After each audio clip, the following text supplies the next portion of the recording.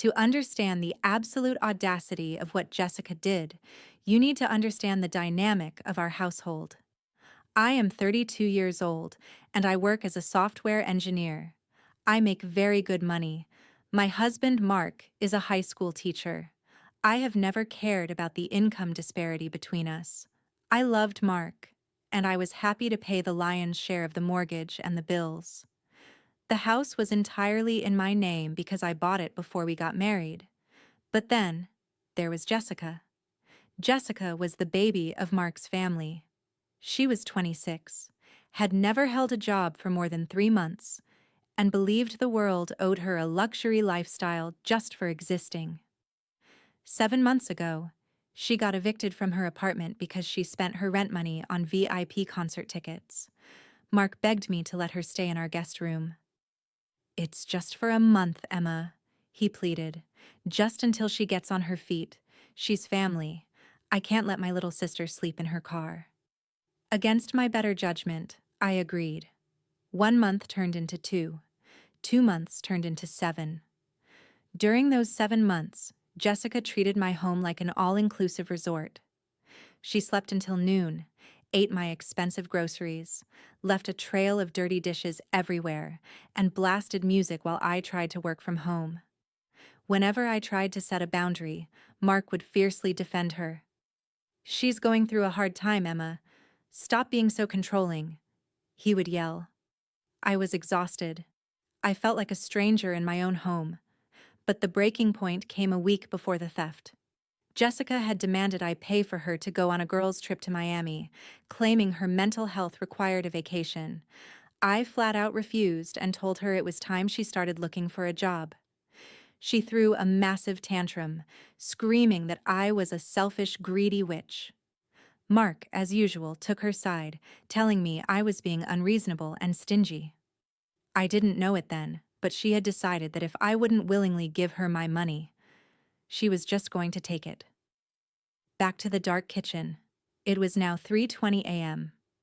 I crept silently down the hallway and pressed my ear against the guest room door. I could hear the rapid clicking of a laptop keyboard and Jessica giggling softly to someone on speakerphone. "Yeah, girl, I got the flights," I heard her whisper. "First class to Miami, and I just ordered the Neverfull bag. I told you my brother makes sure I get whatever I want. His wife is loaded, she won't even notice." A wave of pure, absolute disgust washed over me. She wasn't just stealing, she was bragging about it. And she thought I was too stupid to check my own bank accounts. I walked back to the kitchen, sat on a stool, and opened my laptop. My Chase app showed the carnage. The total so far was $8,850. First-class tickets on Delta, designer bags, a luxury hotel reservation at the Fontainebleau in Miami. My first instinct was to burst into that room, scream at her, and call the bank to freeze the card. But then, I stopped. If I simply froze the card and yelled at her, what would happen? Mark would wake up.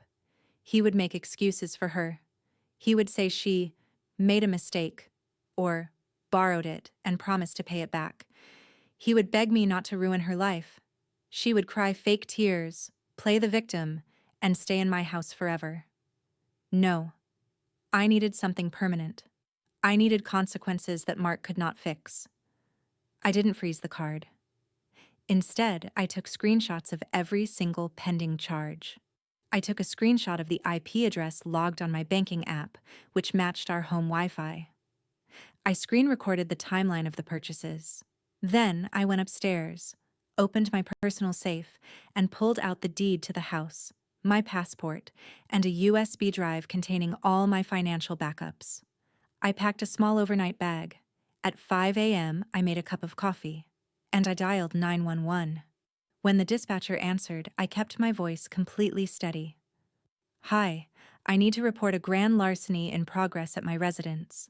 An individual inside my home has stolen my credit card and has currently fraudulently charged over $9,000 in the last 2 hours. I have all the digital evidence, and the perpetrator is currently in the guest bedroom with the stolen card." In my state, theft over $1,000 is a felony. $9,000? That was serious time. The dispatcher told me officers were on the way. I walked upstairs, walked into the master bedroom, and flipped on the overhead light. Mark groaned and threw his arm over his eyes. "Emma, what are you doing? What time is it?" he mumbled. "It's 6:15 a.m., I said, my voice ice cold. "You need to get up. The police will be here in about 10 minutes. Mark bolted upright, the color draining from his face. "The police? Why? What happened? Are we okay?"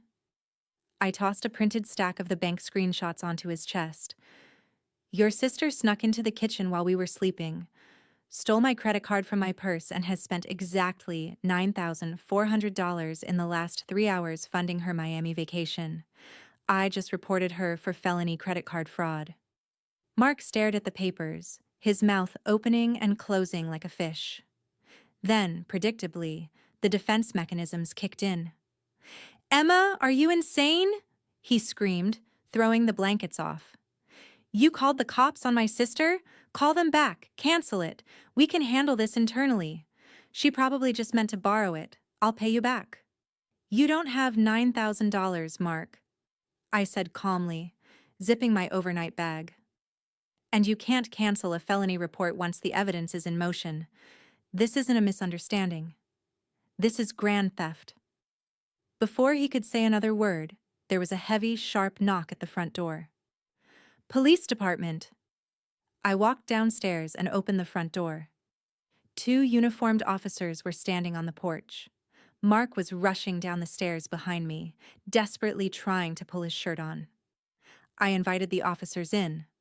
I handed them my ID, the physical printouts of the charges, and pointed directly down the hall. "She is in the guest bedroom. The card should still be in her possession." The officers walked down the hall and knocked loudly on Jessica's door. "Jessica, open the door, police." I will never, for the rest of my life, forget the sound of her panicked shriek. The door opened slowly. Jessica was standing there in her expensive silk pajamas, clutching her laptop, looking absolutely terrified. "Ma'am, we need you to step out here," the older officer said firmly. "We have a report of stolen property and felony fraud." Jessica immediately burst into theatrical tears. "I didn't steal anything. She told me I could use it. Emma, tell them you gave it to me. Mark, do something." Mark stepped forward, his hands raised. "Officers, please. This is a huge family misunderstanding. My wife overreacted. My sister had permission to use the card." The officer turned and looked at me. I stepped forward, looking directly at my husband. "I did not give her permission," I stated clearly and loudly. "I have never given her permission. I want to press full charges for grand larceny." The officers asked to search the room. Right there, sitting on her bed next to her laptop, was my Chase Sapphire Reserve card. The older officer pulled a pair of handcuffs off his belt. "Jessica, turn around and place your hands behind your back. You are under arrest for felony theft and credit card fraud." "No, Mark. Help me," she screamed, sobbing hysterically as the metal clicked around her wrists. Mark lunged toward me, his face red with rage. "How could you do this? She's family. You're a monster, Emma." I looked at the man I had married, the man who had let his sister bleed me dry, disrespect me in my own home, and steal from me in the middle of the night. "No, Mark," I said softly. "I'm just the homeowner. And speaking of which, I am leaving for a hotel right now. You have until 5 p.m. tomorrow to pack all of your things and vacate my property. If you are still here when I return, I will have you removed for trespassing.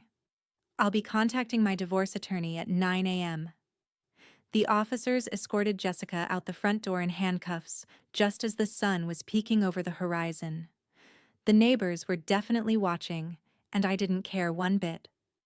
I grabbed my bag, walked past my speechless, devastated husband, got into my car, and drove away to a beautiful, quiet hotel room where I ordered room service and slept for 8 uninterrupted hours. It has been a year and a half since that sunrise. Because I had irrefutable proof, including her bragging on the phone, which the police confirmed by checking her call logs. The district attorney went hard on her. Jessica ended up pleading guilty to a lesser felony to avoid prison time. She was sentenced to 5 years of strict probation, hundreds of hours of community service, and ordered to pay full restitution to the credit card company. Mark, of course, moved out. During the divorce proceedings, he tried to claim a portion of the house's equity, but my lawyer successfully argued that his financial negligence and complicity in his sister's felony voided his claims. I kept my house, my assets, and my peace of mind. I hear through the grapevine that Jessica is now working minimum wage at a fast food restaurant because nobody will hire a convicted thief for a corporate job. Mark is living in a cramped apartment with her, paying off her legal fees. People will often tell you that when you marry someone, you marry their family. That you have to compromise, keep the peace, and swallow your pride. But there is a massive difference between compromise and being used as a doormat. When someone shows you they have zero respect for you, you don't argue with them. You don't try to teach them a lesson. You use the law, you protect your assets, and you surgically remove them from your life. Thank you so much for listening to my story today.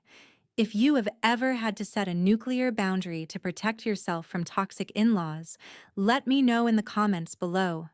Stay strong, trust your instincts, and never let anyone make you feel guilty for protecting what is yours.